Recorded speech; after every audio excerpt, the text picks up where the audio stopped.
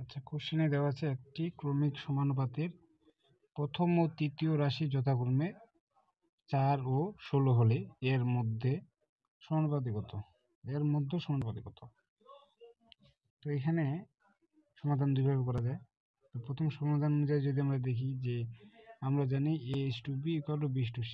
এখানে এই যে বিটা হচ্ছে আপনার কি, বিটা হচ্ছে মধ্য সমানুপাতিক যেটা। আচ্ছা, এই অনুযায়ী যদি দেখি, এই যে অনুপাতের নিয়ম অনুযায়ী আপনার যেটা, এই যে অনুপাতের নিয়ম অনুযায়ী আমরা কি করব, এই অনুপাতটাকে আমরা ভাগ হিসেবে লিখতে পারি, এই যে এটা a/b=b/c এটা।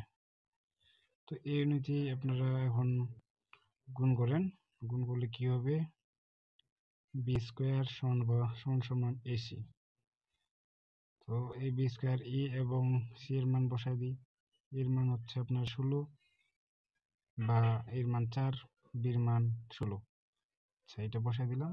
বসাই দেওয়ার পর এটা গুণ করি, গুণ 4 আর 16, 16 4 64, 64কে এখন এই বিটা, এই যে বির পর স্কোয়ার আছে, এই স্কোয়ারটাকে আমরা এই পাশে ডান পাশে নিয়ে যাব, নিয়ে গেলে হচ্ছে তাহলে স্কোয়ারটা পাশে গেলে কি হয়, রুট হয় 64।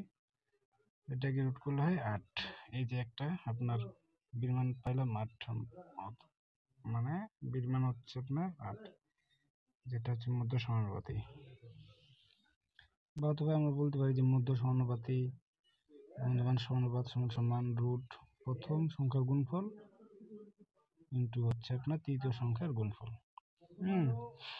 তো মান বসায় দেন, 4 16 64, রুট হচ্ছে 64 গুলো 8।